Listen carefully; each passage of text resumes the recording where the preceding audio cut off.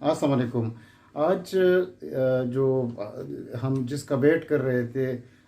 فورن funding case کا، آج وہ فیصلہ آ گیا ہے۔ چیف الیکشن کمیشن سکندر سلطان راجہ صاحب کی سربراہی میں جو 3 رکنی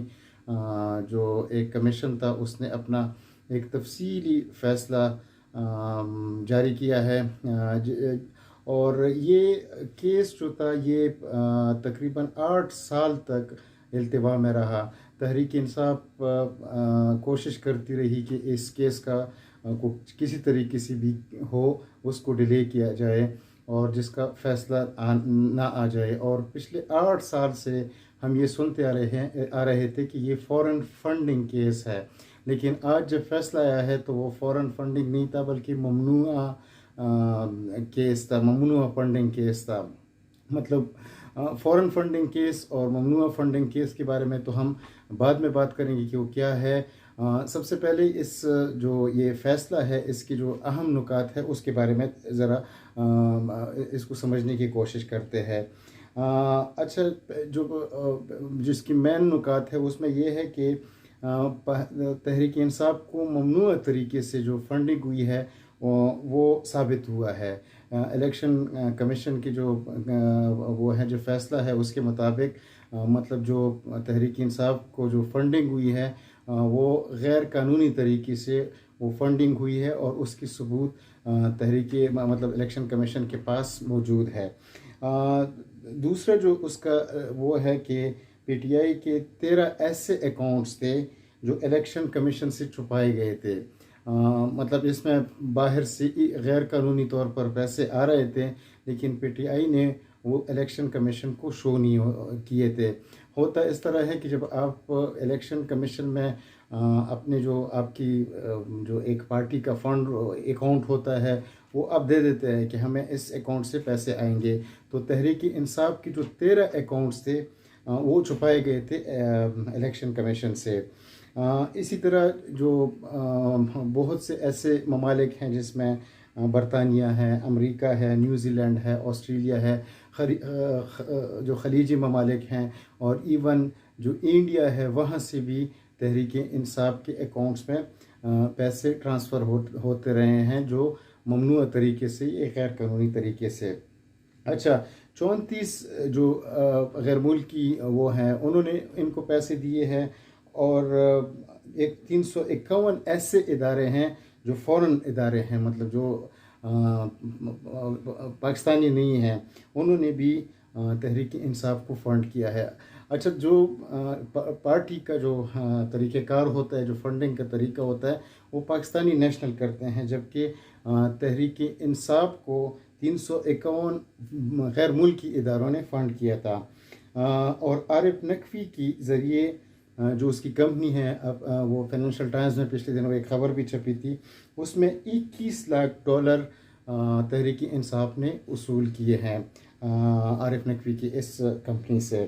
اچھا، جو اس میں جتنی بھی یہ فنڈنگ ہوئی ہے تو وہ پولیٹیکل پارٹیز ایکٹ کی شق نمبر 6 جو الیکشن کمیشن کا ہے اس کی سختی غیر قانونی ہے۔ اور پھر اسٹیٹ بینک نے بھی یہ تصدیق کی ہے کہ بہت سے ایسے اکاؤنٹ تھے جو کہ تحریک انصاف کے غیر قانونی چل رہے تھے۔ اور جو پارٹی کی چیف ہیں عمران خان صاحب،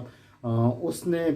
جو فارم اے ہے وہ فل کیا تھا، اور وہ جو ایفیڈیوٹ ہے یہ جو فیصلہ ہے اس میں کہا گیا ہے کہ یہ اس کی نفی کرتا ہے۔ اچھا، اس میں جو ہم پچھلے 8 سال سے یہ سنتے آ رہے تھے کہ یہ فورن فنڈنگ کیس ہے، تو فورن فنڈنگ کا یہ مطلب ہوتا ہے کہ آپ جو ایک بیرونی سازش کا حصہ بن جاتے ہیں، وہاں سے آپ کو پیسے آ جاتے ہیں اور وہ یہاں پہ آپ کسی ایسی ایکٹیویٹی میں لگاتے ہیں جس میں یہ ریاست کو نقصان پہنچائے۔ لیکن جو یہ ہے یہ تو فورن فنڈنگ کیس ثابت نہیں ہوا۔ اور یہ جو آج کا فیصلہ ہے اس میں یہ ہے ممنوعہ فنڈنگ۔ تو ممنوعہ فنڈنگ یہ ہے کہ آپ کو جو پیسے ملے ہیں تحریک انصاف کو وہ غیر قانونی طریقے سے ملے ہیں، مطلب جو پروسیجر ہے اس کو فالو نہیں کیا گیا ہے، اور جو غیر قانونی طریقے سے ایلیگل مینز سے تحریک انصاف کو یہ پیسے ملے ہیں۔ اچھا، اس فیصلے میں تو کوئی سزا نہیں دی گئی ہے، نہ پاکستان تحریک انصاف کو بین کر دیا گیا ہے، نہ اس کی جو لیڈرشپ ہے اس پہ پابندی نااہل نہیں کر دیا گیا ہے، جو ان کے لیڈر ہیں عمران خان صاحب کو، ان کو نااہل نہیں کیا گیا. اس میں ایک ایسا کوئی سزا نہیں دیا گیا ہے، لیکن یہ فیصلہ انہوں نے حکومت کو بھیج دیا ہے اور ساتھ عدالت کو بھی بھیج دیا ہے، سپریم کورٹ کو. تو اس سے یہ